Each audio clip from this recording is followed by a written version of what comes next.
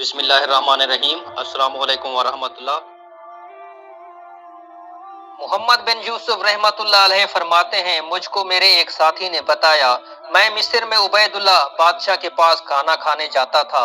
وہ جب دسترخوان بچھا کر اس پر روٹی رکھتا تھا تو ہر چیز میں تھوڑا تھوڑا سا تناول کرتا تھا، پھر جب فارغ ہو جاتا تو بچا ہوا کھانا صدقہ کر دیا کرتا تھا۔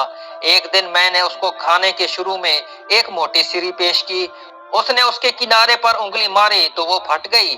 جس نے دسترخوان کو گھی سے بھر دیا تو اس نے اپنا ہاتھ روک دیا اور کہنے لگا، خدا کا شکر ہے، مجھے اس سے ایک بات یاد آ گئی، میں تم کو وہ بتاتا ہوں۔ کہنے لگا، میں بغداد میں سوق الحسین میں رہا کرتا تھا۔ ایک دن مجھے پیسوں کی سخت ضرورت پیش آئی، مگر میرے پاس ایک پیسہ بھی نہ تھا۔ مجھے بہت تھوڑے سے پیسوں کی ضرورت تھی، لیکن میرے پاس نہ کوئی کھانا تھا اور نہ ہی میرے پاس کوئی ایسی چیز تھی کہ اس کو بیچ کر اس سے اپنا اس دن کا کھانا ہی لے لیتا، سوائے یہ کہ میرے پاس ایک نبیذ تھی، کھجور کا شربت، جو کہ تیار ہو چکی تھی، اور میں اپنے گھر کے دروازے پر تنگ دل بیٹھا سوچ رہا تھا کہ اس کو کس میں لگاؤں۔ اتنے میں میرے پاس سے میرا ایک دوست گزرا تو وہ آ کر میرے پاس ہی بیٹھ گیا۔ ہم باتیں کرنے لگے۔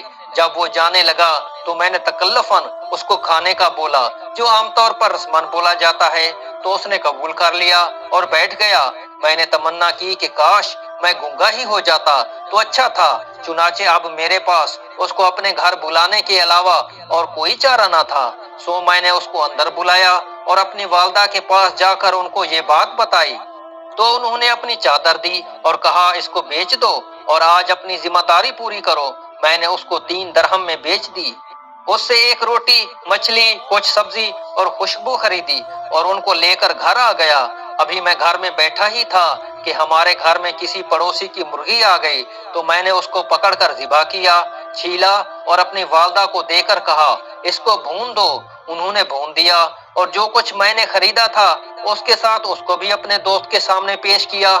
پھر ہم سب نے مل کر کھایا، اور اب جب میرا ہاتھ اس سری پر پڑا تو مجھے اپنا وہ حال یاد آیا کہ ایک تو وہ تنگ دستی والا حال تھا اور ایک یہ خوشحالی، نعمتوں اور بادشاہت والا حال ہے۔